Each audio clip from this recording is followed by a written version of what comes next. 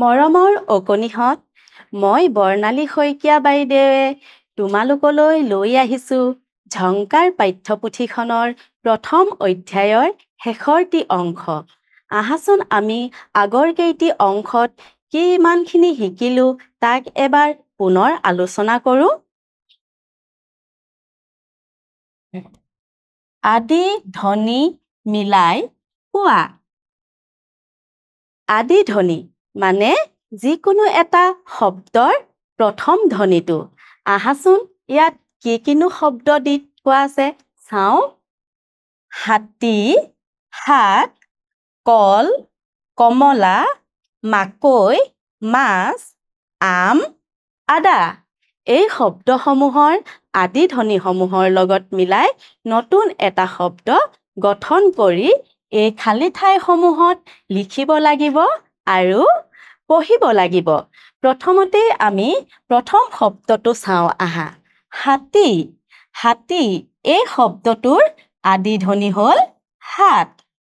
তাৰ লগত মিল থকা এটা শব্দ হৈছে হাত। আমি এতিয়া নতুন এটা শব্দ লিখো আহা। হাঁহ,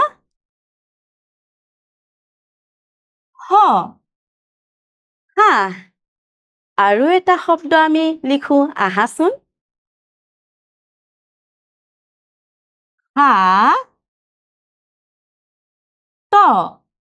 হাত। এতিয়া আমি দ্বিতীয় শব্দটোলৈ যাওঁ। দ্বিতীয় শব্দটো হৈছে কল। কলৰ আদি ধ্বনি হৈছে ক। এটা মিল থকা শব্দ হৈছে কমলা। আহাচোন আমি নতুন শব্দ লিখো।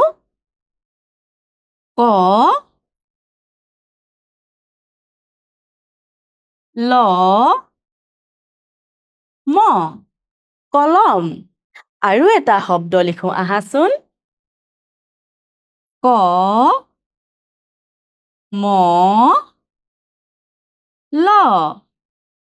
কমল।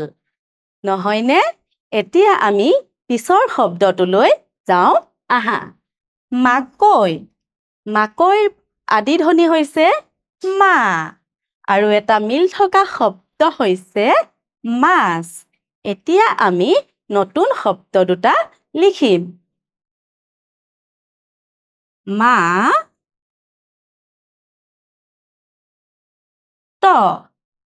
মাত। আৰু এটা শব্দ হৈছে মাহ।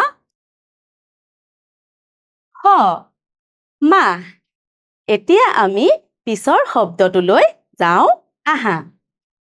পিছৰ শব্দটো হৈছে আম। আৰু আদি ধ্বনি হৈছে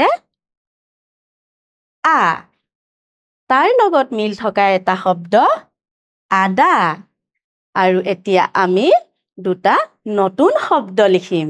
আহাচোন লিখো।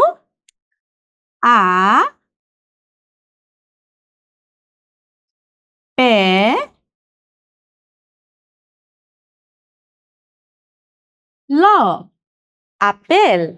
আৰু এটা শব্দ হৈছে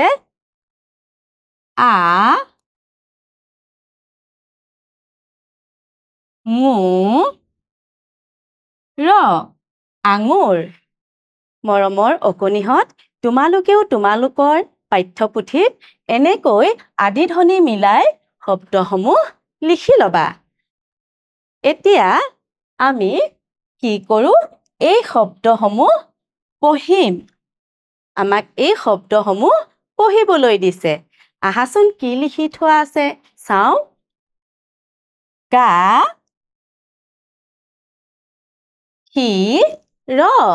গাখীৰ। মাখন। ঘিউ। মৌ। চিৰা। দৈ।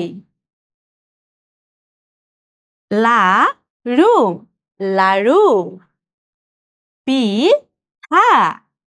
পিঠা। কোমোৰা। বেঙেনা। না বেঙেনা হ দৈ ৰহদৈ ঔ-টে-ঙা ঔটেঙা তোমালোকেও তোমালোকৰ পাঠ্যপুথিত এনেদৰে শব্দসমূহ পঢ়িবলৈ যত্ন কৰিবা আকৌ আমাক এইসমূহ পঢ়িব দিছে আহাচোন আমি এবাৰ কিনো লিখিছে পঢ়ি চাওঁ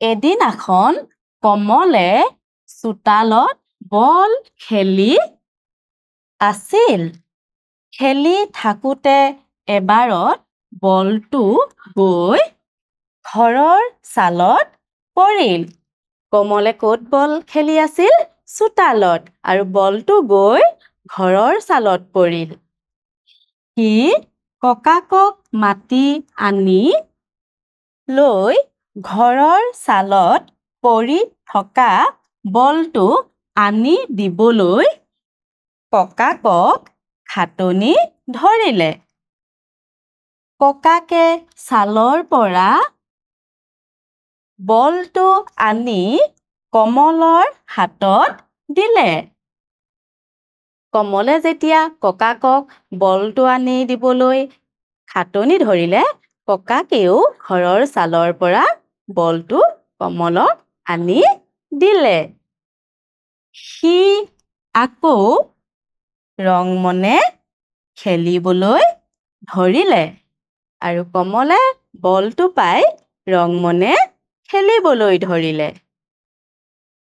এতিয়া তোমালোকে ছবিৰ নাম সম্পূৰ্ণ কৰা এইসমূহ ছবি যে দেখিছা তাৰ নামবিলাক আধৰুৱাকৈ দিয়া আছে তোমালোকে এই নামসমূহ সম্পূৰ্ণ কৰিবা প্ৰথমতে চোৱাচোন এই ছবিটো কিহৰ হয় বিলাহী তাতে আমাৰ দুটা ধ্বনি লিখি থোৱা আছে লা আৰু হি আমি কি ধ্বনি লিখিব লাগিব ইয়াত বি এতিয়া সম্পূৰ্ণ হৈ গ'ল বিলাহী ঠিক তেনেদৰে এইটো কিহৰ ছবি আপেলৰ আৰু আমাক লিখিব লাগিবলৈ আৰু আমি লিখিব লাগিব আ পে ল আপেল এইটো কিহৰ ছবি মূলা আমি লিখিব লাগিব মু লা মূলা এইটো কিহৰ ছবি বাৰু মিঠা আলু গতিকে আমি লিখিব লাগিব মি হা আলু মিঠা আলু ঠিক তেনেদৰে ইয়াতো দুখন ছবি আছে আহাচোন এই দুখনো সম্পূৰ্ণ কৰোঁ এইখন কিহৰ ছবি চিনি পাইছানে কৰদৈ তাতে আমাৰ ক আৰু ৰ ধ্বনিটো লিখা আছে আমি কি লিখিব লাগিব দৈ ক ৰ দৈ কৰদৈ এয়া হ'ল আঙুৰৰ ছবি আমি ইয়াত লিখিব লাগিব আ ঙু ৰ আঙুৰ এনেদৰে মৰমৰ অকণিহঁত তোমালোকেও তোমালোকৰ পাঠ্যপুথিত লিখি ৰাখিবা এতিয়া আজি ইমানতে প্ৰথম অধ্যায়ৰ খাদ্য পাঠটি সামৰিছোঁ আশা কৰিছোঁ তোমালোকে ভালদৰে বুজি পালা ধন্যবাদ